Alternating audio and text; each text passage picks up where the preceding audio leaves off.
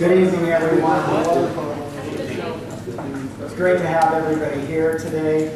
I want to just begin by asking you to open up to your notebooks to the introduction part, which should be on page 2. I'm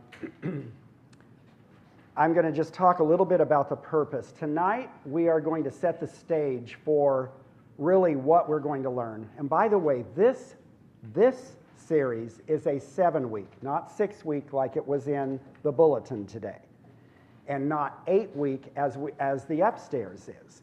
The upstairs is 8 weeks because on the last week we have classes in the morning, we have a regular, worship time, and then we have a CFF, a potluck, and then the kids demonstrate everything they've learned in the 7 weeks. And it would be too much, we feel, to ask you all to come back at 5 o'clock with kids going everywhere and all that, because we won't be finishing until about 2 or 3 o'clock in the afternoon.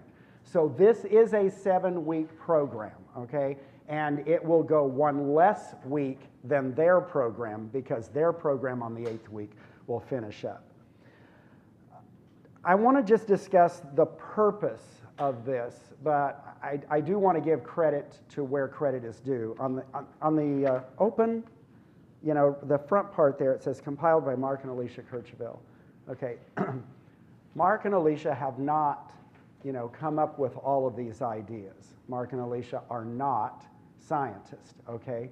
We have depended a great deal upon resources and scientific evidence, and even some people that we know who are scientists that are believers, okay, that are Christians. And we've been able to depend upon them for some information that has been highly valuable to us. So this is just a compilation of work. My learning curve in the last 4 to 5 months when I started reading, involving myself, I read about 5 books. I've seen a lot of videos. I've done a lot of internet searches and a lot of internet work. My learning curve is not like Alicia's. She has spent hundreds upon hundreds of hours looking at this subject very carefully, okay? So there'll be times that I may defer to her to answer a question, because for almost everything that I can tell you, I want you to know that someone, somewhere, has formulated a rebuttal or an answer to what I'm going to tell you, okay? And so I know most of the presentation arguments. I know most of the first rebuttals.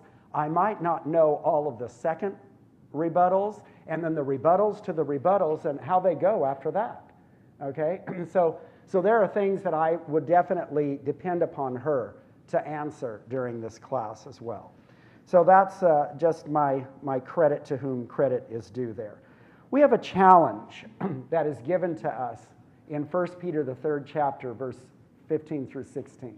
I know you've seen this before. But Peter says, sanctify Christ as Lord in your hearts, always being ready to make a defense. This is the New American Standard Version. Some of them say, give an answer. To everyone who asks you to give an account for the hope that is in you, yet with gentleness and reverence, and keep a good conscience, so that in the thing in which you are slandered, those who revile your good behavior in Christ will be put to shame. There's 2 things that I want us to get out of this passage tonight that relate to creation evolution. The first thing is the actual wording there. That word defense is a better word than answer in our language, because it reflects the idea of what would happen in a courtroom. And that is exactly the etymology or history of the Greek word, apologia, okay? And that Greek word has this, properly or well-reasoned reply. Listen to the next part. A thought-out response to adequately address the issues that are raised.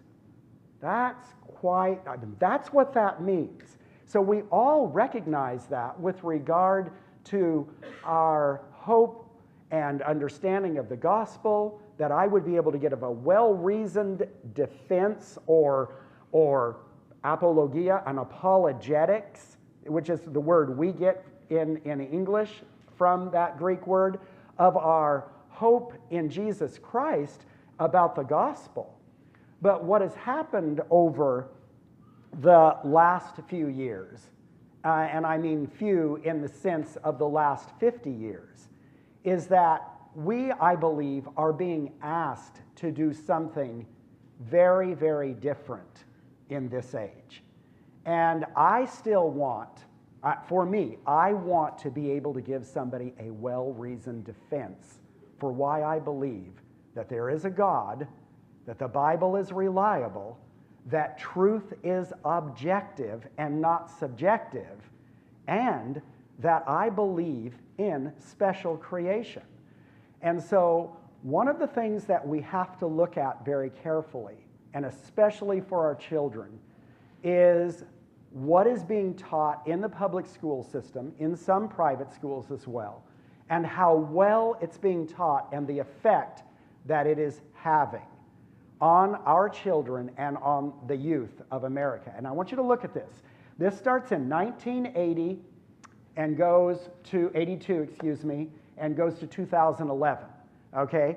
And there were basically, three, and this is not as clear as I want it to be, but there are basically, I'm not seeing it back there, so I'm going to have to turn around and read it here. Basically three different things. Number one is the faint line at, the middle line in there. Yeah. Human beings developed, the bottom line. I apologize. Human beings developed over millions of years, less than advanced form of life, but God guided their process. Again, I'm going to say that I was wrong. That's the middle line. Okay? Basically, that's 38% of people believe that in 1982, and guess how many believe it in 2011? You got about 38%. That line's not moving much, is it? Okay, look at the next one. Human beings have developed over millions of years from less advanced life forms, but God had no part in this process. That's the bottom line. And then the last one is God created human beings pretty much in their present form at one time over within the last 10,000 years or so. That's the top line there. It starts with 44%. It's dropping, okay, in the last few years. Now, notice that bottom line, the unguided evolution one. Where's the trend? You remember your math courses? Tell me about the trend there on this line graph. It's going up. Okay, do you expect it to go down? Is your expectation that as we continue on with the years that that's going to go up more? And what would you attribute to that line going up to? Okay, the education that's happening with, and what would you attribute it to, Dan? Well, I think more than just education. I think it is education, but I think just in popular media, that Right. It's becoming more and more just that unguided evolutionary process is a fact.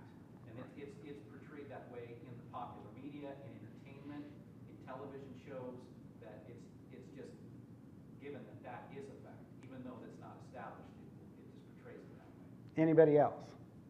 Yes, sir, Frank. Self-convicting, but I think the silence of people who know better. Very good. Okay. I think all of those are great answers, and I think they kind of conglomerate together to give us the whole idea of why that one's going up. And let me tell you something. I've studied that Gallup poll, and guess where it's going up? Do you think it's going up in older people? Or do you think it's going up in younger people? Do you think they are grabbing the younger people is what's happening, okay? And as a result of that, I'm convinced that the top line is going to be trending downward, that the middle line might stay pretty much the same, but the top line is going to be trending downward, and that bottom line is going to continue to trend upward. And so that's the reason why, our last 3 summers have been dealing with things that we believe are very, very important, that we can help out our children, our grandchildren, and ourselves as well, okay? I want you to know over the last 4 or 5 months when I'm doing this has been very, very faith-building to me. I have not had oh, no, I can't believe that, And we have to recognize that technology and science has done something that we right now can be using to help the cause of Jesus Christ. Just give you an example. Scientific discoveries in the past 60 plus years have revealed some absolutely astounding information. And a lot of it, well, not a lot of it, but part of it has to do with DNA. I learned this the other day, just about a week and a half ago. I'm looking a lot at DNA. If you were to take the cellular line in DNA, and I'm going to go ahead and read this for you out of a book called Icons of Evolution here. No, that's not it. It's Intelligent Design, right. And this is a very fine book called just Understanding Intelligent Design. It's by Dembski and Sean McDowell, Josh McDowell's son. And it's kind of an interesting thing here about this. And you know what? I've got the wrong book again. I apologize. It is in Icons. But it says on page, 142, something that I think is just astounding. And I'll just go ahead for time's sake and go ahead and just paraphrase it. It says that the DNA in our body, if it were to be taken out of one just part of one cell, it would stretch about 3 meters. If you took all the DNA out of our body and stretched every bit of it out of one human being, it would go Earth to sun and back almost 70 times. That is, to me, something that I can almost not believe. Okay, that is an astounding thing. Now, when you hear something like that, do you think that that would be something that evolutionists would want to tell a person who believed in special creation? I don't think so. The burden of proof is going to be upon them to explain that by unguided natural forces. And that's something that I think that we have to grapple with right now. Because I think in our present world, with our present scientific age, we are going to have to be able to present a well-reasoned thought, step, and reasoned process to why we believe God exists. And so we did that 3 summers ago. And then, is the Bible truly reliable? And we did that 2 summers ago. And then last summer, we did the what really is truth and is it really objective last summer, and we looked at that. And I'm going to be using, a lot of that what is truth last year, especially in some philosophical discussions that we'll have about science and what science is supposed to be and what it might not actually be presented in our day and age, because of something that we will term advocacy. And we'll look at that a little bit later on. But we have put in our possession these wonderful children and grandchildren that we need to educate, okay?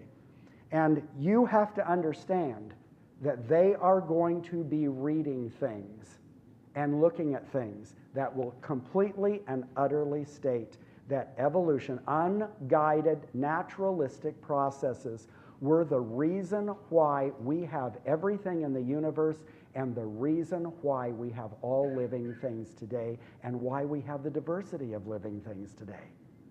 It's going to come to that, and they're going to hear that over and over and over again. And so one of the things that we're going to do, and we're going to have to do, is we're going to have to look at Darwinian evolution, and we're going to have to look very carefully at the Genesis account as well. And when we look at the Darwinian evolution, we're going to have to understand how it's taught in schools and what the difference between real scientific fact theory is and advocacy is. We're going to have to understand all 3 of those things. We're also going to have to understand from that point of view that there are going to be scientists that will attack the Genesis account. And we have to be ready to give an answer to that, okay? Because if we just said, it's in the Bible, so I believe it, they look at us and go, why would I believe the Bible? I don't believe in God.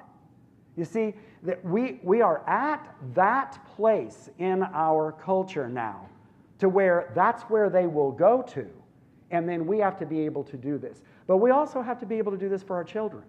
And we have to be able to know what to answer them when they come home and say, did you know that there's this, fossilized bones that they found, and it's they call it Lucy, and it's a transitional species, Mom and Dad, and it's our ancestors.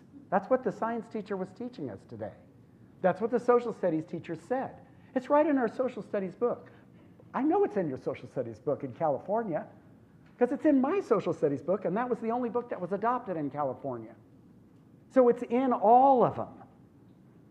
And we have to also know what hasn't caught up with science in those books, if you understand what I'm saying. And there will be a part of what we scope in this study where we will look at things that are kind of icons of evolution. They are tremendous, kind of pillars of evolution that are in textbooks that scientists today already know are not reliable or even true, but they still appear in there. And one of the things that we have to understand is that when scientists sometimes advocate for things, they will allow misinformation to be out there because the greater good would be had by showing Lucy in there, even though a great deal of scientists today don't believe that it is a human form or was an ancestor of the human anymore, but it's still in there, and that's they're being taught. So with all of that, we have to continue on and we have to think. All right, and some people I know might be thinking in their minds, maybe in here, I doubt it in here, because you all showed up. And that's a credit to what you want to think about.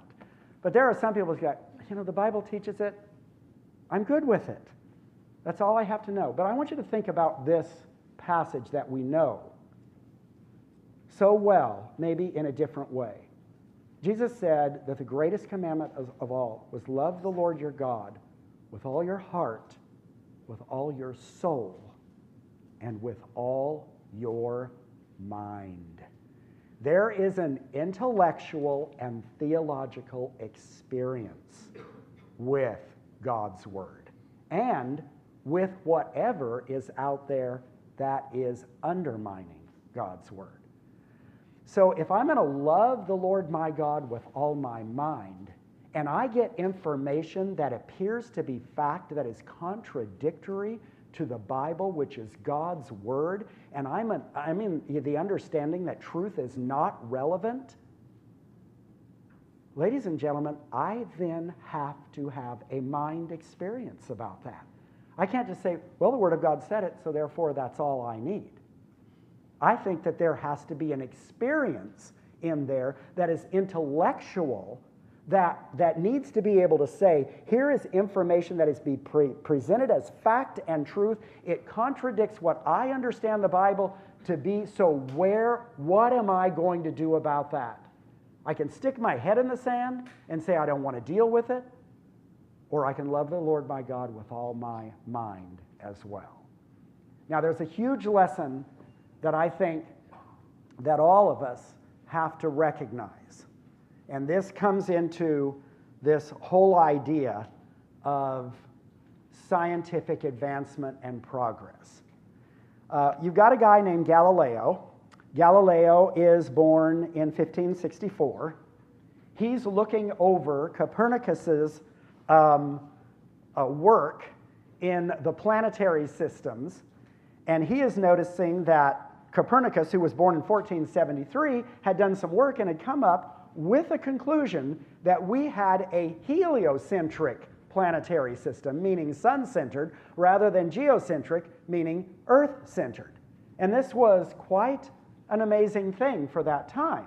And so, as a good scientist will do, he's checking the calculations of this man, but he's not the first man who's ever come up with it. If you remember your Greek history, Aristarchus is a mathematician who had come up with it 300 years before Jesus was born. He postulated that the sun was the center of our planetary system. Now, that's kind of an interesting thing. And when you look at a passage of Scripture in Psalms, the 104th chapter. Look at that for a moment. And verse number 5. Psalms 104 and verse 5. I'd like for somebody to read that to me. And if you've got it in the NIV, it would be a better reading than what I've got here in the New American Standard. So as soon as you get there, if you got an NIV, raise your hand. Or if I taught everybody here the New American Standard is the only valued version in the world. I don't know what I do. Okay. Anybody have it in the NIV? 5. First, I'll read it in the New American Standard Version, okay? He established the earth upon its foundations so that it will not totter forever and ever, okay? And the word totter has a little 1 next to it, and you go to the footnote, and it means be moved out of its place, okay? Do you have the NIV? He set the earth on its foundations. It can never be moved. Okay, all right. Now, the Pope grabbed hold of this verse along with some other verses in the Bible, and he was in a lot of power in the 14 and 1500s, okay? And so he said, Galileo, whatever you're saying, I'm telling you right now, it's wrong. The earth is the center of the planetary system. And Galileo said, well, with all due respect, it is not. And of course, I'm paraphrasing history here. And the Pope, even though he knew, and this is something I found out that I did not know, even though he knew that the large population of Jesuit priests were also scientists, they weren't just monks, and they had come to the same conclusion, he threw Galileo into prison and called him a heretic over it. So Galileo, in order to continue his scientific experiments and everything else that he wanted to do, thought, well, I'm not going to be able to beat this man when it comes to brute force, because he's got more power than anybody here basically on earth at this time. So I'll retract. So he retracted, I'm sure under his breath, as he's walking out of prison. It is so, it is so, it is so, he was saying. As he walks out, he's under house arrest for the rest of his life, but at least he gets to continue working on his science. This is what I call the Galileo experience, brothers and sisters.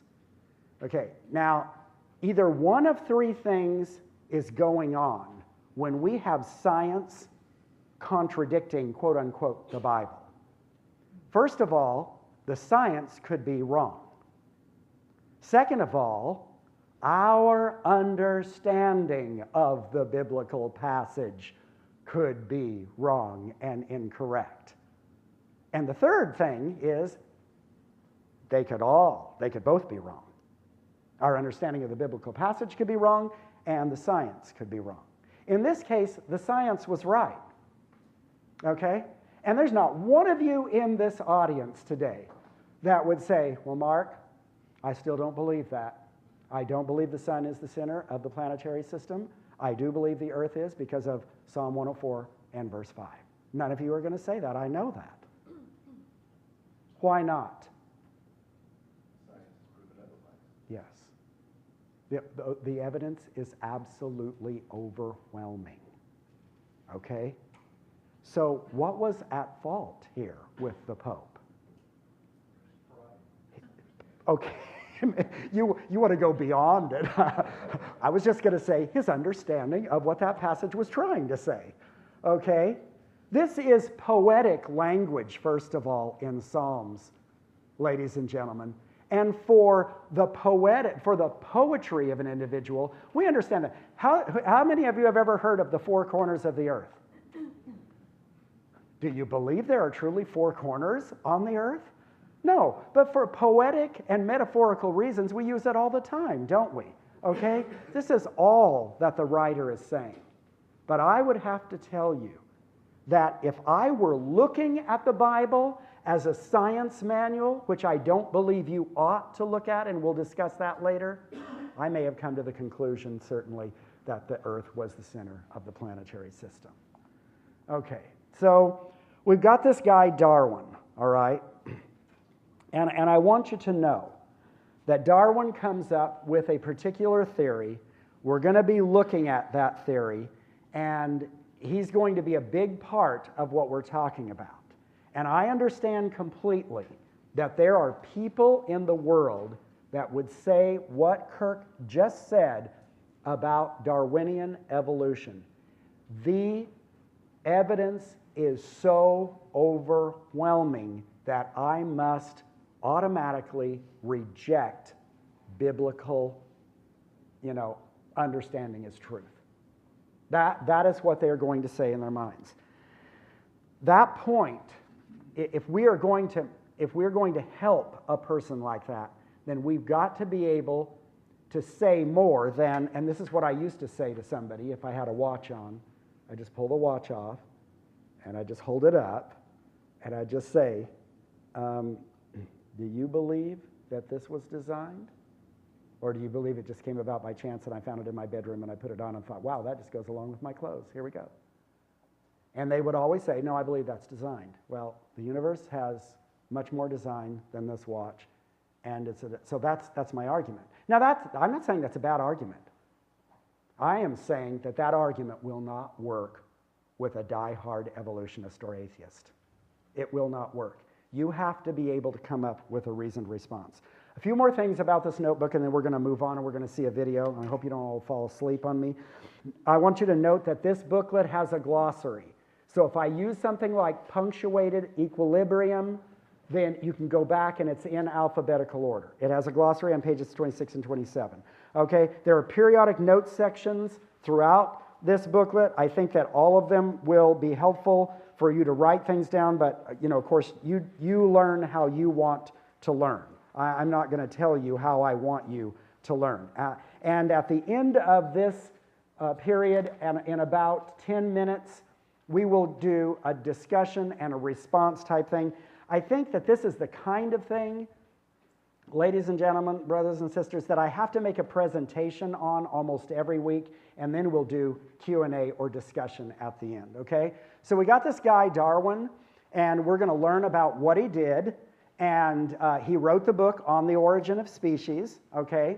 He sailed on a ship called the HMS Beagle in 1831, and he went to the Galapagos Islands, and if you'll turn the page there, you will see Darwin there, all right? And that's a picture of him in an older age, and that's a picture of him in a younger age up here on the screen. And he lived from 1809 to 1882. He's an English naturalist and geologist, and he comes up with a theory. And so what we're going to do in just a few minutes, the moment he gets this up, I'm going to go ahead and cue you now. Then I have a few more things to say. He's going to play a video, and for some reason, we're not be able to get it on large screen. But as soon as it starts playing, I'm going to stop talking. And hopefully we've got it's going to come up on the audio as well. Darwin doesn't spend a very long time on the islands. But when he gets there, he's already been formulating something in his mind. And we'll also learn that Darwin's not the first one that's ever come up with the idea of evolution. Before Darwin came up with this, it was called transmutation, okay? And there were a lot of scientists in the world that believed in an evolutionary beginning to the species. They called it transmutation, but they didn't have a model. They didn't have a framework for which they could say, this is how it was done. Darwin's great contribution to evolution, if you want to call it that, was that he gave the model for how it could be done. Are we going? You ready? I'm ready. These scientists and philosophers began to formulate an alternative to the central theory of modern biology, a theory born in the mind of a British naturalist. His name was Charles Darwin.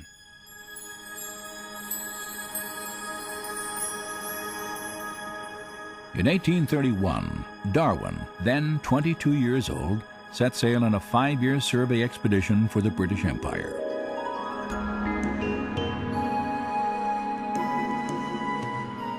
He journeyed from England on the HMS Beagle, traveling around the southern tip of South America, then north toward a chain of volcanic islands in the Pacific called the Galapagos.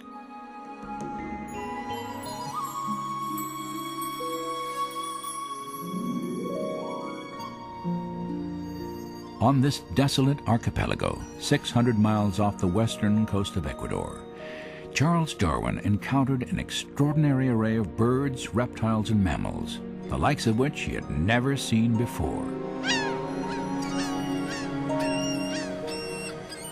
For more than a month, Darwin studied plant and animal life, took extensive notes, and collected specimens.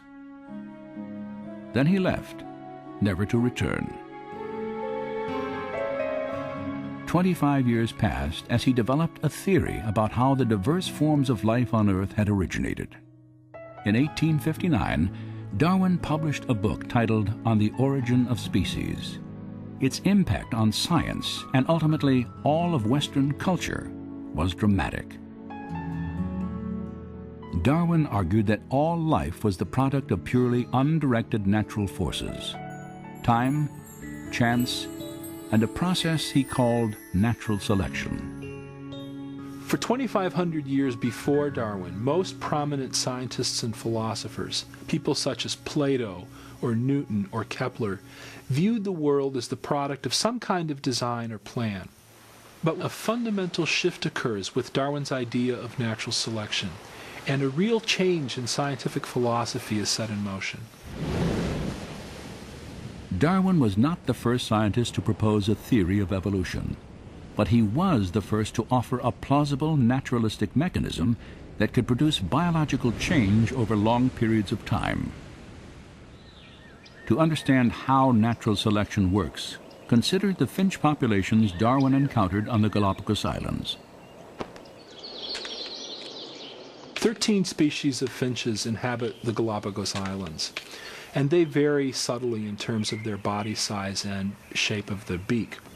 Darwin returned to England with 9 different species of these birds. According to contemporary Darwinian theory, differences in the sizes and shapes of the birds' beaks are the direct result of natural selection. One example often cited involves species of seed-eating finches.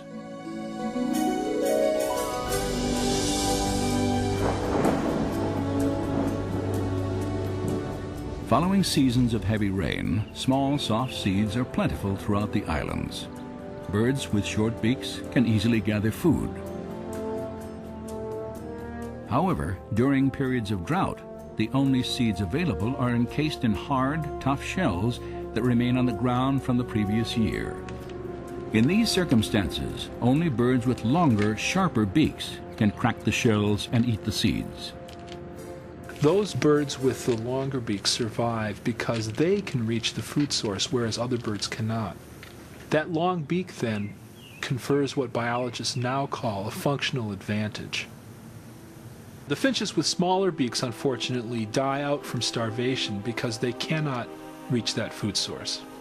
If the drought conditions continue, the environment causes a change in the features of the finch population as a whole. Over time, the long beaks are passed on to succeeding generations because those beaks enable the birds to survive. Natural selection was a powerful idea. Physical variations that proved advantageous would be inherited by succeeding generations. Through this process, populations would be altered, and over time, fundamentally different organisms would arise without any form of intelligent guidance. Darwin wanted to explain everything in the history of life in terms of undesigned, unintelligent natural processes. And when he looked for an explanation, what he found was that a process he could observe in domestic populations also operates in the wild. Now, Darwin himself was very familiar with domestic breeding. He himself studied pigeon breeding. And he knew that for centuries, human breeders had been able to make dramatic changes in populations by selecting only certain individuals to breed. Darwin merely suggested that this same process operates in the wild. For Charles Darwin, natural selection explained the appearance of design without a designer. There was no longer any need to invoke an intelligent cause for the complexity of life. In effect, natural selection became a kind of designer substitute. Today, Darwinism is generally assumed throughout science and the academic world.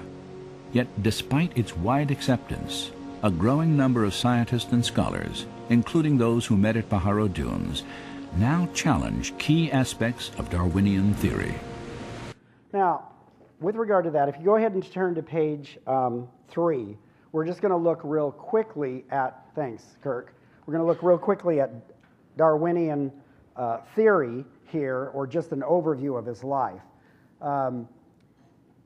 Although many scientists favored competing theories in the beginning, Darwin's, evolutionary theory came to really bear upon science in about the 1930s through the 1950s, and there was a broad acceptance and consensus among many scientists at that time that natural selection was the basic mechanism of evolution. Now, of course, you heard some of these scientists saying, we believe there's another explanation for all of the diversity of life and the design, and that's really the major, rub or verses that we're going to be looking at. First of all, does Darwin address the origin of life in his book on Origin of Species? How many say yes? Yeah, none of you. You know that that's wrong, okay? He discusses the origin of species. His book is well named. He has one really, quick line about the origin of life. So do understand this, though, that even though Darwinian evolution does not, or his book does not explain the origin of life, from this evolutionary theory or model, it was gained or it was extrapolated in scientific minds in a lot of different places that this would indicate that there was a naturalistic beginning to the universe, and maybe even matter is eternal, and all of these other things as well, okay? So just because Darwinian books or Darwin doesn't say anything about that, it does not mean if you were speaking about an evolutionist today, you are almost certainly talking about someone, especially if they're a scientist, someone who has given up the idea or never had the idea that there was a designed beginning to the universe as well, okay? Now, what are the things that Darwin did not know because of his time period? Well, he didn't know about DNA and genes. So what do modern scientists do today, okay? And skip down to number 3 for just a moment. Neo-Darwinists come up with the idea that they have accepted the theory of Darwinian evolution, but they have synthesized it with the idea of genetics as the formulation along with natural selection as the way that we have all the diversity and complexity of life today. So because Darwin could not know that about genes, and he could not know what we call genetic drift, which we're going to be talking about later on, he could not understand DNA or didn't have any idea about it, then Neo-Darwinists actually put that together. So they've joined those things to Darwin's basic theory, okay? Now go back to 1C. The principles of evolution are basically twofold in the minds and in a lot of the literature. But I will say, I talked to Dean about this the other day, and Dean, who has been at the university level, and teaching there, would say something different about this, and I'm going to, go ahead and give that credence in just a moment. There are two kinds of evolution. There's something called a microevolution, which is what you saw with the finches, and then macroevolution. Macroevolution is the whole idea that somehow, some way out of, you see the tree of life right there? Some way, somehow out of that first cellular organism that came to life, they don't know how, and we'll discuss that later, came these small, very, very simple creatures, and then later on, they developed into complete different species one day. Okay, that's macroevolution. Microevolution is the beaks getting longer during the times of drought, etc. And there are many other, examples of that. But what we have to understand is that, as Dean told me the other day, in textbooks, you'll hear about micro and macroevolution.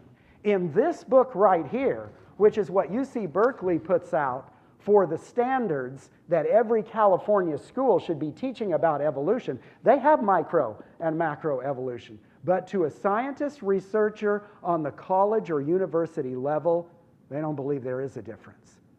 Because to an evolutionist, macroevolution is just a whole lot of micro.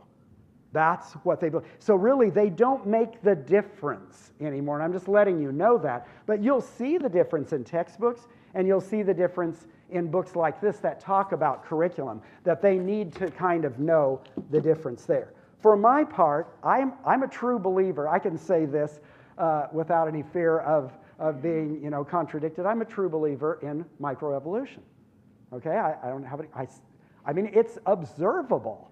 And I think it's God's amazing design to allow humans and animals and plants to be able to survive in this world, okay? But I do not believe in macroevolution. And to a high-level scientist, he might just say, that makes no sense to me when you said that, okay? But it does make sense to someone who's going to try to discriminate between the two. So in B, I put this down and I want you to understand this. For the most part, it is accepted among today's evolutionists that all matter and organisms had a natural, undirected origin, even though Darwin did not address the origin of life in his book. The definition of evolution for this series, and I think it would go for most science classes, is the descent of all biological species from a common ancestor. And this tree of life right there that you see on that page is certainly one that is huge icon of that time period. Okay? So, I want you to know that Darwin was not the first to come up with this, though. This is a quote from his grandfather, who was also an evolutionist. And listen to this. From thus meditating on the great similarity of the structure of the warm-blooded animals. Notice that word similarity. That's a huge, huge idea in evolution. And at the same time of the great changes they undergo both before and after their nativity, and by considering in how minute a portion of time many of the changes of animals above described have been produced. He's talking about microevolution, as we would call it right there. Okay? Would it be too bold to imagine that in the great length of time since the earth began to exist, you've got to have a long, long period of time for macroevolution to come place, and that's what scientists say, perhaps millions of ages before the commencement of the history of mankind, would it be too bold to imagine that all warm-blooded animals have arisen from one living filament?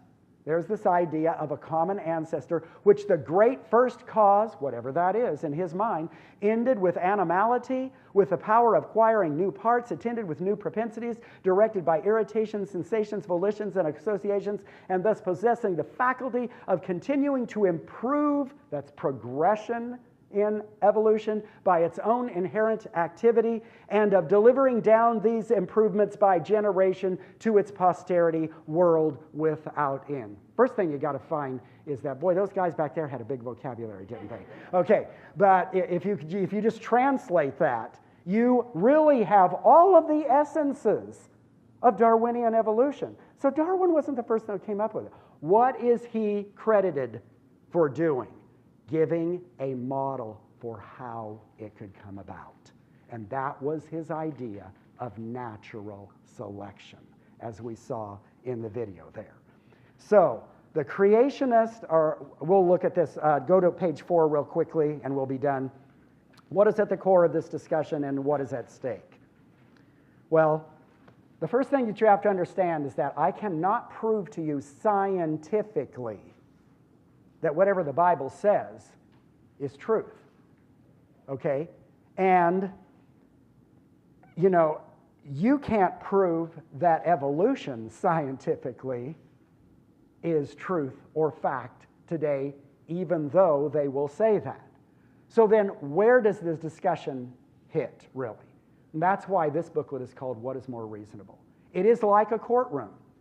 I'm going to try to present you with evidence during this time period where you would be the jury, and that's what you have to do to your children, your grandchildren, and anybody else. You are not ever going to be able to say, here's empirical proof that there is a God, etc. That would take faith out of the picture completely. So for the creationists, They believe, what we have to just do is say, where does the evidence lead? And we have to be able to come to a conclusion that basically says this: I can believe this beyond a reasonable doubt. That's where you have to come with this, okay? For the creationists, we know that, and by the way, here's my mistake that drives me crazy because it's a conjugation of verb. I just want to beat myself for not seeing it. For the creationists, they believe their faith and soul are at stake. Please change that. I will be able to sleep tonight, okay? For the evolutionist, they believe that scientific integrity is at stake, okay? The creationist says design demands a designer. Psalm 19:1, you know it. The heavens declare the glory of God, the firmament shows his handiwork. Romans 1:20, for since the creation of the world, God's invisible qualities, his eternal power and his divine nature have been clearly seen, being understood from what has been made, so that people are without excuse. As I said before about the watch, the creationists just want to say, you know what? This has had a design. It looks different from things that are in nature that have, that just look in complete disarray. In other words, this looks different from what my garage looks like, or from my teenager's bedroom looks like. There doesn't seem to be any organization to it whatsoever. This watch looks different. There's a design, and therefore there's a designer. But, and I want you to know that great scientists that are alluded to all the time by the scientific community have the same thing in mind. I mean, here's Newton's quote here, and again, it's kind of hard for me to read that from here. This most beautiful system of sun, planets, and comets could only proceed from the counsel and dominion of an intelligent and powerful being. This being governs all things not as the soul of the world, so he discounts pantheism there, but as the Lord over all. That's Sir Isaac Newton. That's what he believed, okay? On the other hand, you've got Richard Dawkins, who is a famous evolutionist. And he'll say this about the watch: the only watchmaker is the blind forces of physics. Okay? He'll come to that conclusion. And what are we going to be able to say about that? Evolutionists are going to say this: science observes, experiments, predicts, interprets data, and forms models to explain. And so sometimes they might not even want to talk to you, because they will say, you've gone to the area of religion. That I can't observe, experiment, predict, interpret data, and form a model to explain. So therefore, it's out of my realm of, I don't even want to talk about it. They might even say that. And you might have to talk them into talking to you. You start asking certain questions. Well, how would you? And oftentimes that scientist just might say, we haven't had enough time to be able to give an answer to that. And that's a fair answer from a scientist. Do not beat them up for that. That's a fair answer. Because there's a lot of things in science that we don't know, and that's the whole pursuit of science. So to the evolutionary scientist, a primal, invisible designer is not subject to these processes. Therefore, the discussion cannot be scientific, but must either be religious or philosophical. And you might be saying, well, then why ever talk to them? Because you have the responsibility, if they will listen, to give a reasoned response for your hope that is in you.